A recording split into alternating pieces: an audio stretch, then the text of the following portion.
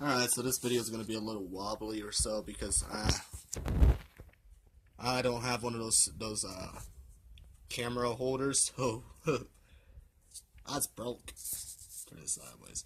Alright, so you want to learn how to draw a face. It's honestly not really that hard. You got like two ways you can draw a face, actually countless ways, but the two ways that I find to be the most useful anyways. The first way you can start drawing a face is by doing a rounded forehead, which would go a lot like this, and then your cheek would go so about here, and then you go down. It's just basically a curvature. That's on both. Now right there's your bubble forehead. Those are the ones I don't really care too much for, but some cases like say this, that's a bubble forehead. Not what I normally like to go with, because whenever I do bubble foreheads, I seem to somehow get a much more curved cheek along with lower jawline.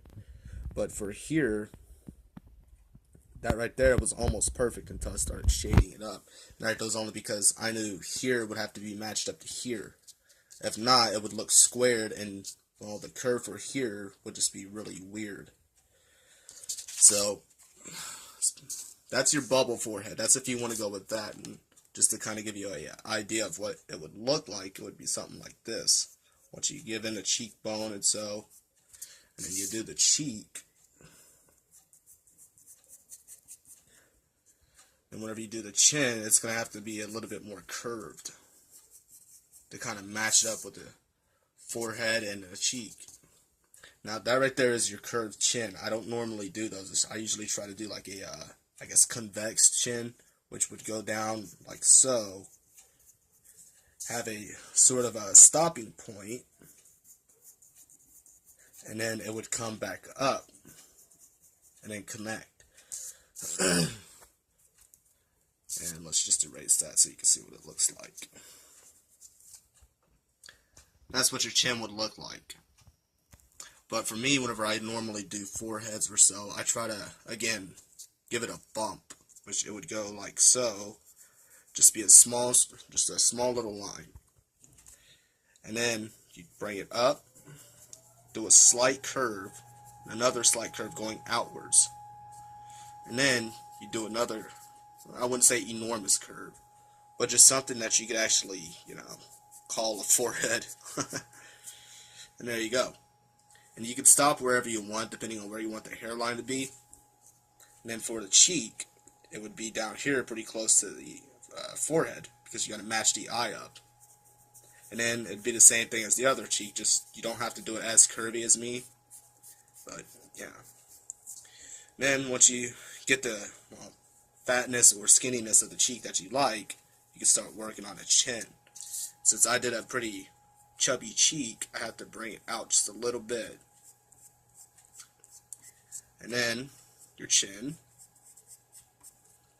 And again, you can do your chin however you want. I just normally try to do a curve and make it look more outwards. There you go. Now right there is your typical, I guess, face look. And then whenever you add in your eyebrows and whatnot, your nose. And again, your forehead can go as far as you like, but it doesn't have to go too far in or too far out, because once you do your facial features, you get to really see what you have. See, I made my forehead too big.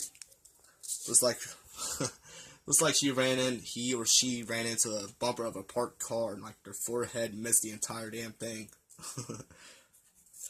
And then you do your eye the way you want.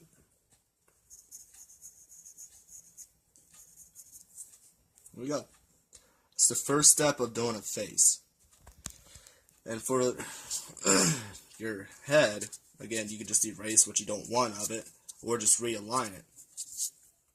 Which in this case, seeing on how I made her cheek, or his cheek, which I'm normally used to doing females, so you'd have to kind of match it up with that.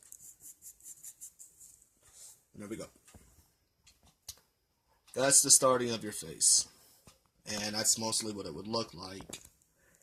Again, it's not that hard to do a face, forehead, and eyes, nose, mouth, eyebrows, etc. The real problem comes in is whenever you start shading, because a lot of people usually they don't use number 2 pencils.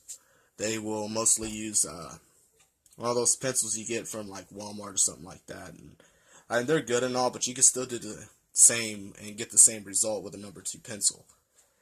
But yeah, that's your curvy forehead. That's your bumped forehead.